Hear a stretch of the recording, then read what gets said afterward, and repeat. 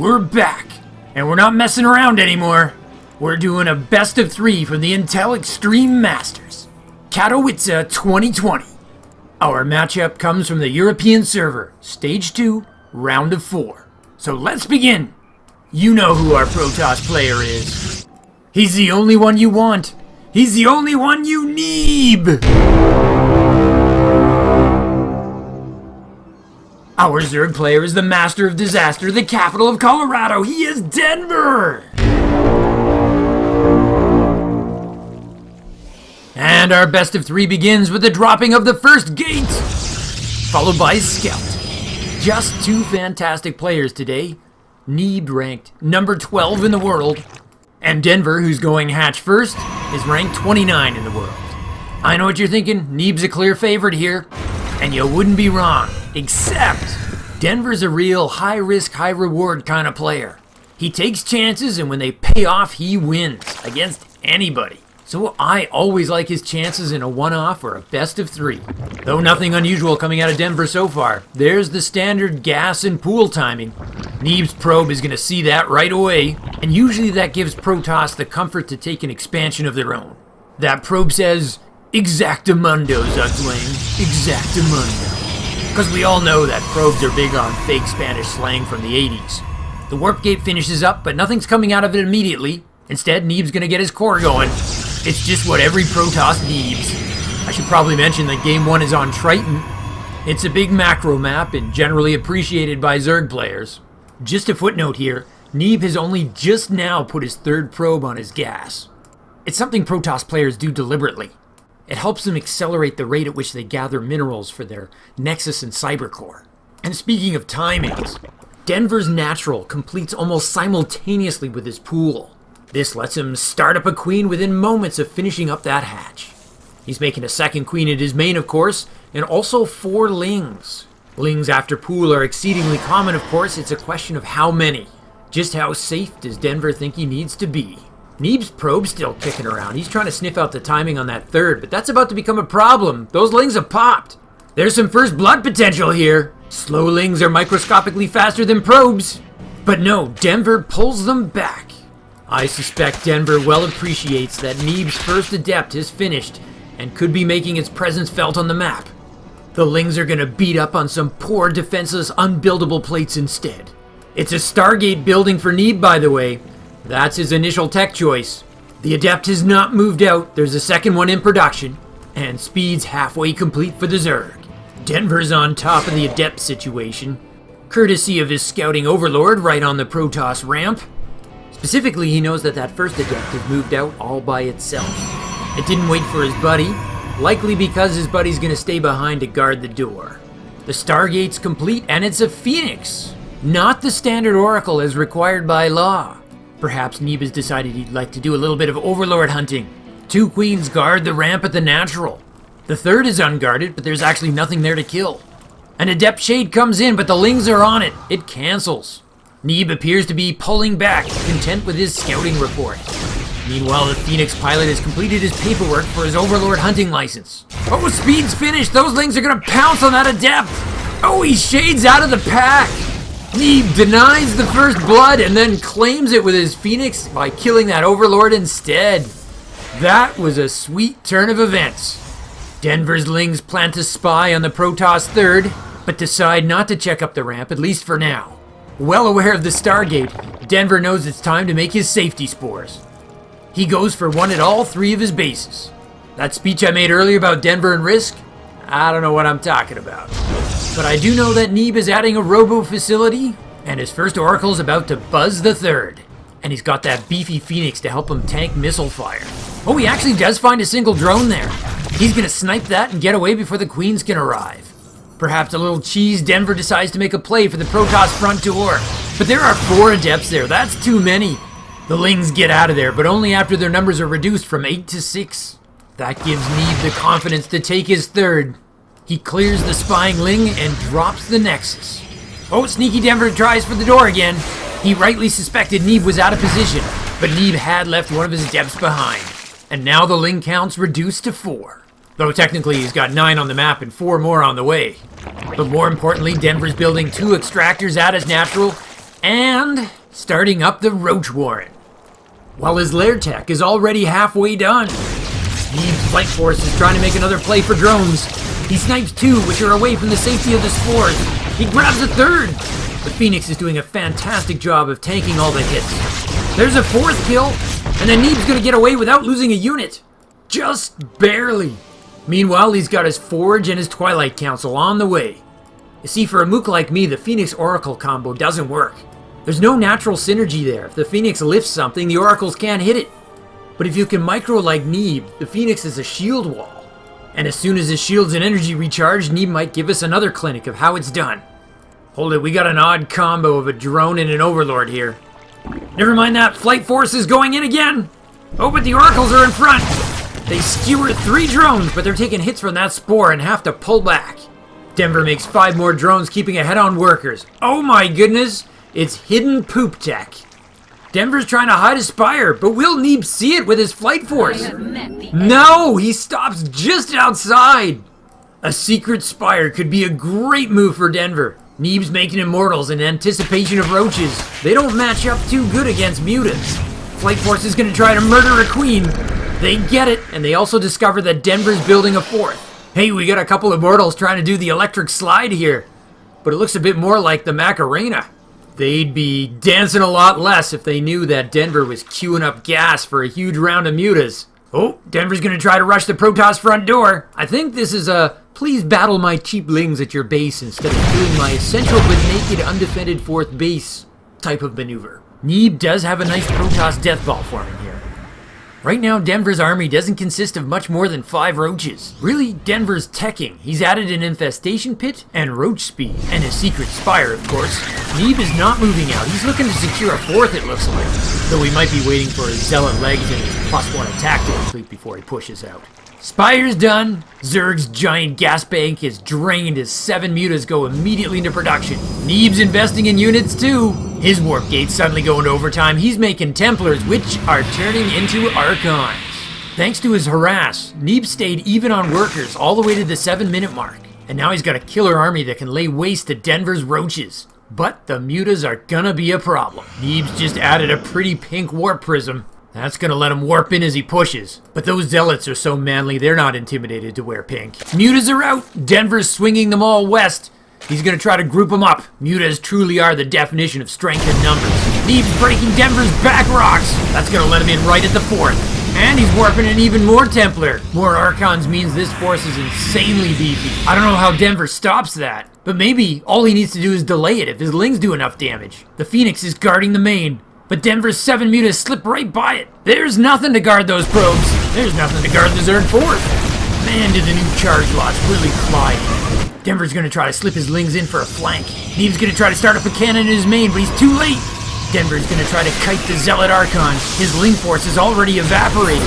Oh, a force field pins the roaches, and the Immortals just go crazy. Neeb's pulled his probes, and the mutas are giving chase to the natural. Oh, but Neeb just warped in 7 Stalkers. A terrific counter in the 2-front battle. Meanwhile, Neeb has breached the natural. The Ravagers are fleeing for safety, and the Pink Zealot Brigade is cutting off the reinforcing roaches. Denver's reinforcements are trickling instead of consolidating, and Neeb's warp prism is remaking the Protoss army right in the Zerg base. Denver's forced to bring his mutas home. Denver's tapped out. Neeb takes game 1. I don't want to get too deep with the analysis in game 1 here, guys, but suffice it to say, whenever your Immortals do the Macarena, victory is in the bag. On a more serious note, I think Zerg is built for surprising resilience. It can suffer a huge amount of harassment damage and still come back with a win. It can also tech like a madman and still be combat ready, but it can't really do both. Denver teched hard and he took too many losses early. It's a combo that left him unready for Neeb's death ball. It was a pretty convincing win for Neeb. Denver's gonna have to gather himself and get ready for Game 2. Here we go. Once more into the breach. No, you can't always get what you want. No, you can't always get what you want. But if you try real hard, you just might find you get what you need. His opponent has an average annual rainfall of 17 inches, a population of 716,000. He is Denver! Oh man, I should totally apologize for those intros, but I don't want to miss out mentioning that Neeb's going gas first. It's not a huge deal, but we don't get to see that from Protoss quite as much these days. Your opening gateway's slightly slower, so it's considered a little bit less safe. Neeb knows he's up a game, so he's feeling comfortable. And since Denver's going hatch first, that gamble's gonna pay off. It's just a tiny edge, but you know how it is. The smaller the edge, the more I geek out over it. It's like an inversely proportionate law. Let me be ridiculously vain and call it Zug's law. The more microscopic the edge, the greater the coolness. I always wanted my own law. I also always wanted my own extractor and spawning pool, which is what Denver's going to have after he hit 18 drones. But there's no scout from Neeb this game. Unlike Game 1, Neeb has no idea of his opponent's timing. He's gone greedier once again, grabbing those extra minerals. He's guessing Denver's going with the standard timing, and that it's safe for him to drop his Nexus at his natural. He happens to be correctamundo, but he does not yet know that. I don't want to oversell it, because really his core goes down at the exact same time as Game 1. It's just that he's 10 minerals or so ahead. And now he's scouting, because he's got to make sure Denver's not sitting right outside his base. And while he's running that check, he's going to grab his second gas at his main, really get that economy kicking up into high gear. Because Denver's natural's about to finish, as well as his spawning pool, and that almost always means queen production and an unknown number of lings. The hatchery pimple pops, and the purple pus drains onto the concrete floor of Simulacrum. And it's going to be 2 queens and 4 lings for Zerg's opening production salvo. Meanwhile, the Protoss core completes, and Neeb's going to choose to chrono boost an adept and get started on his warp gate. Sans chrono. Denver's overlord sees all, and he's going to start Zergling speed back home. What he doesn't see is Protoss's tech choice, so he's going to send his overlord to the main. You and I know it's a Stargate, Denver does not, but that's not going to stop him from confidently taking a third. Hatch goes down. I love how he has a ling poke up there first, just to make sure everything's kosher. Neeb's first adept is already out and shading halfway across the map. There's a look at his unwarped Stargate, and we know that just like last game, Neeb's building a second adept. His first one strides straight into Zerg territory. Once again, both queens are already out. There's even an overlord to spot him before he even gets up the ramp. There's the shade! Denver's lings pick up the shade, the queen attacks the body. Neeb decides he has to settle for a scout on the third. There's no way he's getting a snipe on a drone unless he wants to sacrifice that adept. Neeb sees the third, and it looks like he's satisfied. He's heading home. That might be his veteran game sense talking inside his ear. Ling speed's about to complete, which is probably why he completes his wall with the second gate, and his second adept has remained home as a door guard. So it looks like we're going to advance to the Stargate harass phase. Neeb has opted for an Oracle, unlike in Game 1 where he went Phoenix first. Ling speed completes and Denver sends out his scouts. He still hasn't actually gotten into the Protoss main. He has no confirmation on that Stargate. He is though going to make one spore blindly at his main. Remember kids, if you're going to Zerg, Zerg responsibly. Then he does see the Stargate, and he adds a second spore at his natural. That would be the natural that's producing Hive Tech, by the way. Denver's going Hive before Roach Warren once again. But hold on, because the Oracle's just crossed out of the neutral zone. 2 queens are right there at the natural. There's a third at the main with a 4th ready to pop. Neeb's not finding any targets of opportunity, and Denver's too cunning to put any drones at his third right now, which is why he doesn't even need a spore. Neeb's Oracle hangs its head in disgust and heads on home. Pneumatized Carapace, aka Overlord speed, is in production. Denver can do that at his main because he's using his natural to get his Hive. Ooh, Neeb decides to up the ante on his adepts. He goes up to 5. Make that 6 and he started a Twilight Council. He's definitely exhibiting signs of resonating glaive play, but it's too early to know. Denver's lair completes. Will we see a tech choice out of him? Yes, it's Ventral Sacs. Denver's looking at drop lures. He has gone up to 23 lings. Neeb's looking to reduce that number with his adept force, and he's overlord hunting with the Phoenix. Oh, Denver gets a sandwich on the adepts! It's a complete surround! He tries to shade out, but they're dying! The Oracles come to the rescue as the adepts just get eviscerated. Only 2 of the 5 manage to escape in a shade out. Neeb has to recall them before the queen can finish them off. Meanwhile, if my eyes have not completely deceived me, Denver's just loaded his drop lord with all 4 of his queens! Neeb starts up a third, but it may be a very bad time. He also starts up a shield battery, which may be a very good time. Neeb's back up to a comfortable 6 adepts, but Resonating Glaives is only halfway done. Oh, and it's a double drop lord to the north. This is all in or near all in. Nice distraction! Denver's Lings pull Neeb's Air Force south by attacking the nascent 3rd.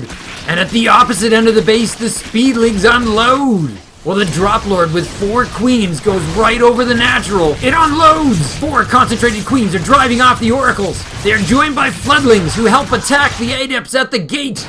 Neeb's adept force is trying to clean up the main. He's got the firepower to do it. Denver's actually picking the Lings back up to slow him down. He's keeping those adepts too busy to reinforce his natural, which is where things are getting critical. The door guard's down and the Lings are inside. Neeb shades right into attack. Glaives are just seconds away. He just needs to hold on. Denver kills the door guard again, but there's a clutch force field. If the Lings want to reinforce, they'll have to rip their way through the core. Glaives completes, but there's only 3 adepts left to wield them. This is a dirty, close-quarter brawl. Neeb's army is losing steam. Denver's Drop Lord tries to pick up the Lings and deposit them inside the wall, but Neeb gets the kill on the Drop Lord. But Denver's just gonna stream more Lings inside. No, and another force field stops them. So clutch, but the only army left inside is sentries. The phrase "you are ahead by a century" has no meaning here.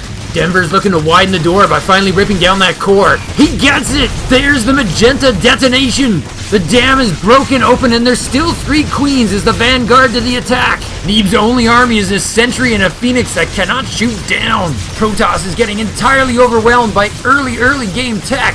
Who needs Nidus when you've got this level of Drop Lord control? Neeb's desperate for a warp gate. Cool down, but he taps out instead. It's GG and Denver wins with a queen drop. Wow, I'm pretty sure I just saw that, but I can't say for 100%. If you told me Denver was going to beat Neeb, I'd say, okay, I can see it. But if you told me he'd do it with queens and Lings and no attack upgrade, I'd be like, what? Well, maybe I wouldn't because I did just watch the actual game, but you know what I mean. This was pretty implausible, which is probably why it worked. Once you've got 4 queens loaded with energy transfusing each other, you need to do so much damage to take them down. I lost count of how many transfusions there was. I think Denver is the frontrunner for this year's Transfuser of the Year award. With the push-pull multi-pronged attack he had going on, this game felt like a Zerg Nidus strategy. I guess, who needs a nerf Nidus when you have this level of Drop Lord control? But don't forget, this is a best of 3. That means Game 3 will be a rubber match, and 1 player gets eliminated. So what does that mean exactly? The qualifiers for IEM are pretty involved. I'm going to try to explain the stakes. But to do that, there's going to be some spoilers of other matches. So if you don't want to hear, just fast forward to the next game. I'll throw up a big number 3 graphic, so you can't miss it. Still here? Ultimately, IEM or Intel Extreme Masters is a competition between 24 players, called the group stage, which gives you a chance to win the top prize of $150,000 US. 11 of those 24 participants will have earned free flights and accommodation in advance. This online qualifier is over entitlement to those 11 spots. There's 3 seats available for the players on the European server, which is what Neeb and Denver are in. To do this, both Denver and Neeb fought their way through a round of 32 open qualifier. They were both victorious. Notably, Denver brought down Harstam on his way. I'd say Neeb had an easier ride. They then both reached the final qualifier, which is not exactly the right word as it's not exactly final. Neeb knocks off Euthermal, which is impressive, but then has the bad luck of hitting Cyril, the best player on the planet. That drops Neeb into the loser's bracket. Meanwhile, Denver's lost to a laser, so he's also in the loser's bracket. From there, Denver actually defeats Lambo and Showtime, which is impressive, but all it does is earn him the privilege of facing Neeb. When they meet, Neeb has just knocked off Clem. Also impressive. Clem's a killer, man. There's only 1 free seat for the European server left at this point. If Neeb and Denver want in, they have to win this game. And then actually win 2 more best of 5s, but hey, nobody said it would be easy. It's the Intel Extreme Masters, for goodness sakes. It's called Extreme for a reason. If you don't make that coveted top 3, you gotta pay your own way or get a sponsor for the offline qualifier, which means you have to fight your way through a round of 76 just to get into the top 24 group stage. all of which gets played in a compressed time frame. So, yeah, the short of it is, these guys want to win. Here, right now.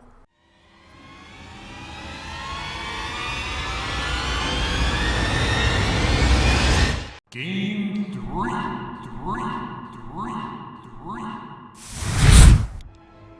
Time for the deciding match. Two titans collide. The emerging contender from France. He has a zoo, an art museum, and botanical gardens. He is Denver! I can't tell you how impressed I was with Denver's play last game, but he's got to win one more game to advance against this guy. And I don't even need to tell you who he is.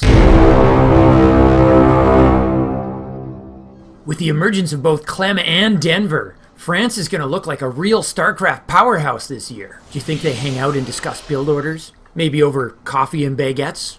Just as a humorous aside, both Denver and Neeb won Player of the Week Cups this last week. After watching the last two games, you probably don't see anything funny about that.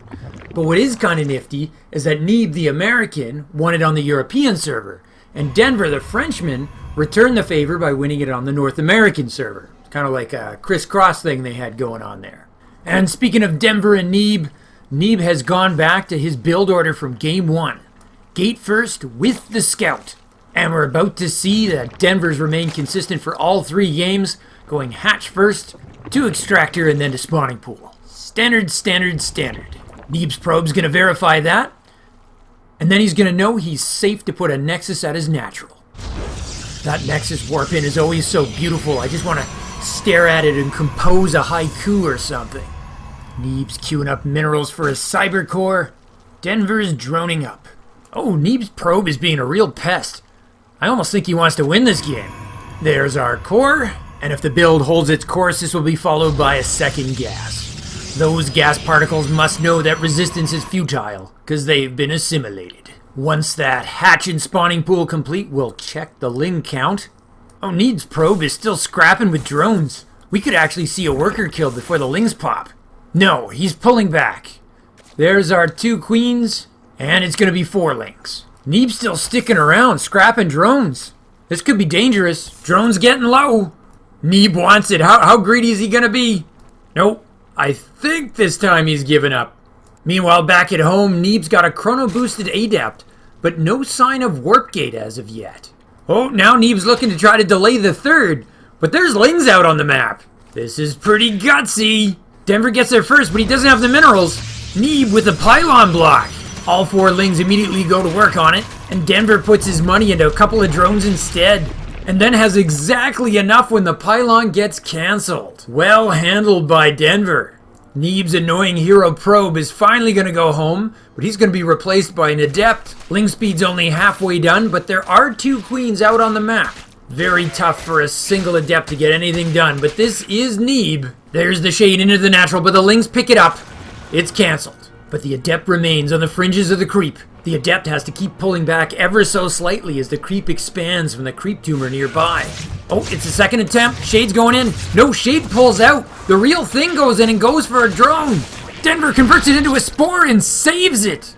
And then cancels it. Denver is really showing micro this game. He's looking to win too. The Adept has shaded away from the Lings, and he's produced the Stargate with an Oracle halfway to completion. Neeb's also completed his wall with a Warp Gate, and a second Adept as a door guard. It's looking very much like a tight combination of Game 1 and Game 2 for Neeb. He's gonna grab gases 3 and 4 while he waits for that Oracle harass to head on over to the Zerg base. But this is different, something you only see on World of Sleepers. Neeb is mining out the pre-depleted minerals. This way he can get at the third, but Denver's Lings are already there. If Neeb's not careful, Denver's gonna sneak right inside. The Oracle buzzes the Zerg third, but there's nothing there to kill, and he'll find the natural heavily guarded. Denver's up to 4 queens again, and he's able to zone that Oracle out. Oh, a misstep for Denver. He tried to make a drone at that unprotected third. Neeb's gonna easily assassinate that as soon as it's born, and he's gonna get the first blood. Neeb's Phoenix is gonna get the second too, as it Overlord hunts. Neeb's also started his robotics facility, and there's an opening Workgate ceremony too, but I don't think we can watch it, because Denver's making a play for the mineral wall at the third. Can he overwhelm the door guard? The Phoenix and Oracle are here to help. They drive off the Lings. Neeb saves his adept, and the probe is going to be able to start the third. Oh, Denver wants to try again, but the Oracle is still on him. It's just a quick scout and he's out of there. And while this was going on, Zerg's halfway to lair tech. And once again, he's doing it all without a roach warren. Nothing but Ling. Oh, the robo completes and Neeb's gonna chrono boost an immortal. Heavy immortal served him well in game 1. Oh, and there's the roach warren for Denver. It's not that delayed. Neeb's trying his triple mixed Air Force technique again. It served him well in game 1. But this time Denver just seems on top of it. Protoss isn't getting any penetration. The lair completes. Do we get a clue as to what Denver's planning? Whatever Zerg's up to, Neeb's adding a shield battery at his third for safety. And he's gonna add a Twilight Council and a Forge at his main. We're hitting that hyper tech phase. Denver's roach warren is about to complete. But he's not building roaches, he's droning heavily. Zerg's got a 10 worker lead and adding to it. He is though starting roach speed. Neeb's gonna see that with all the hallucinated phoenixes he keeps throwing at him. And he's gonna pop his first observer. But the real story is that Neeb's going up to 6 gates. Protoss is falling behind on economy, but he's got the much bigger army. That puts the pressure on Neeb to find a way to get something done. We know how this goes. If Protoss can't capitalize on the window, Zerg will get far, far ahead. Neeb's got a warp prism on the way. That's the way to do it. He's also started +1 in zealot legs. This is really suggestive of a timing coming up. Denver started +1 for his ranged attack. Oh, the aerial trio is getting a modicum of damage in there. 3 drones. Make it 5, 6. And just like that, the complexity of the game is kind of evened out. Zerg's made a ton of roaches and is catching up on army, while Protoss is no longer so far behind on workers. Denver is gonna suicide an overseer and see what he can find. He drops a changeling, but Neeb kills it almost before it hits the ground. Oh, the overseer made it to the main alive. He doesn't have vision of that Templar archives though. He's trying to hide, but that Phoenix isn't gonna let him do it. I'm really starting to like Protoss's tech. But with Zerg over 70 drones, you gotta like Zerg's chances. It's kind of weird. Denver actually doesn't have a single kill yet. The resources lost tab is pretty misleading.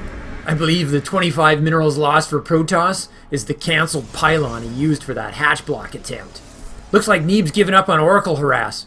His Phoenix appears to be patrolling his right flank full time. I don't think you can blame him after he lost to Drop Lords last game. Denver is adding a Baneling nest. If you're a Zerg player, you can hold off paying for that thing for 7 minutes, you gotta be happy. Oh, Neeb just picked up a nice nasty Ravager. But his own force fields are going to prevent him from going any deeper into Zerg territory. It's probably the case that he doesn't care because he's just trying to fake pressure to cover for the fact that he's building a 4th. If he can get that up, he'll go on even basis to the Zerg. There's over 150 workers on this map right now. Neeb's going to invest in 2 photon cannons and a shield battery. But is that enough to protect that open 4th? Denver's starting up centrifugal hooks. No Banelings ever want centripetal hooks. Oh, Neeb's dumping his gas. He's just added 7 Templar. They might not all be Archons this time, though. He's researching Storm. I think he's seriously going to need it. Denver's gone unopposed for too long. He's got the army lead and the worker lead.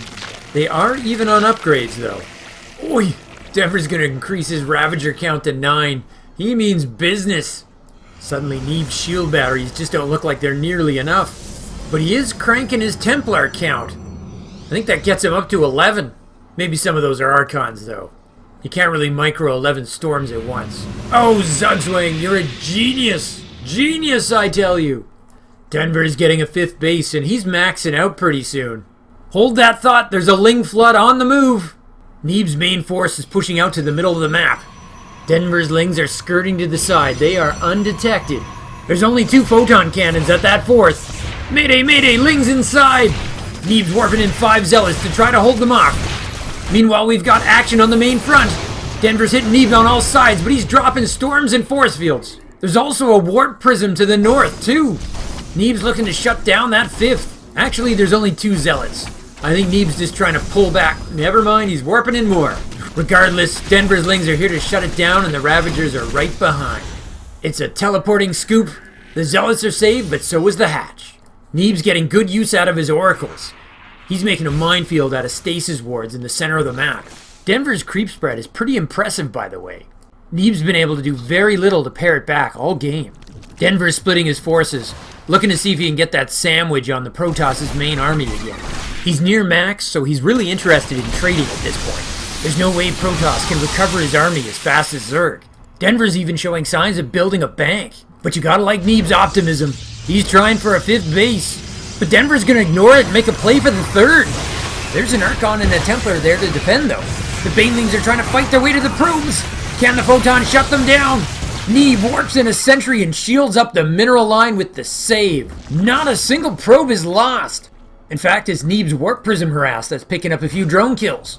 Oh, Denver's started to spire. He may have picked up that Neeb's trying to switch into carriers. He's also finishing up a Dark Shrine, by the way. Hold that thought, we got a clash! Baneling's coming in, storms and stasis wards going off! Neeb's trying to withdraw, but Denver's hitting him on every side! That is a lot of Immortals, but even more Ravagers! Oh, Neeb's pinned up against the back rocks! The Lings screen for the Roaches, which means the Ravagers can fire away unimpeded, and the Immortals are just a pile of random limbs. Denver's just taken a big lead in army supply. Granted, a lot of it's tied up in Stasis Ward for the 2nd. Neeb really needs to hear the words, carrier ready. Denver smells blood. He's pushing up against the Protoss 5th. Neeb pulls back to the ramp at his 3rd. He just does not have enough to face the Zerg head on. The 5th is cancelled and Denver's just getting started. He swings to the natural where the carriers are being produced. 2 dark carriers pop out just in time. The interceptors attack. Denver snipes the core just before +1 air attack can complete and he pulls back. A million Banelings hit the 4th. 11 probes die. I'm blinded by the Emerald Flash. I can't see. I can't see. Denver's an animal that's building corruptors. His spire is ready and his Banelings cleared the cap space he needs to make the corruptors. Denver looks to be 1 step ahead. Neeb's gonna have to dig deep if he's gonna somehow salvage this game and this series. He dumps all of his gas into a huge round of Templars. Denver is maxed and turning his surplus Lings into Banes. If this were any other Protoss, I'd say this was over, but sometimes Neeb finds a way. He's adding in the late game Stalkers to counter the Corruptors. He's gonna need them. Those carriers are countering the Roaches nicely, but they're really just bait at this point. The Corruptors are rallying together. The Corruptor counts at 14! He's gonna need Photon Cannons and Stalkers to deal with that. But there's still a ton of Roaches on the map. Oh, the Corruptors are gonna pounce already! Oh, I love the death animation. The Corruptors don't just kill the carriers, they just send them smashing to the ground. Oh, that's just demoralizing. Neeb's not that far behind on paper, but Denver seems to be firmly in control. He's got a vice over Protoss and he's not letting go. He's going to push right into the static defense at the 3rd. It's not the most cost-efficient way, but I don't think Denver cares anymore. Oh, Neeb's probes have just been murdered. 25 die, and that's a game changer. Neeb exhausts the last of his money warping in some zealots, but it's not enough. Denver's got a huge... Neeb taps out. Denver takes the series. Neeb is eliminated from the online qualifier. Just tremendous solid play by Denver throughout.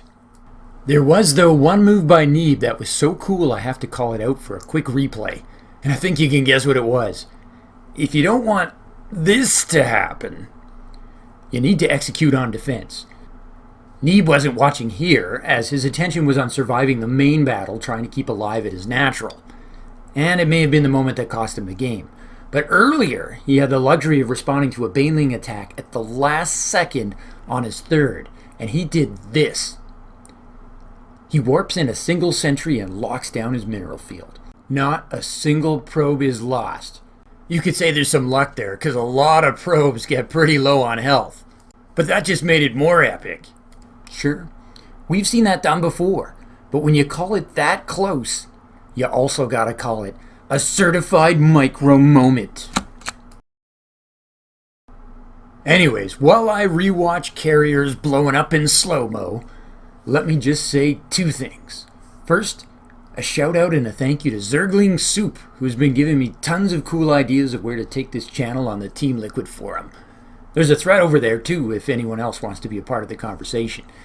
And secondly, I wanted to give you your weekly reminder to live life because nobody wants to die.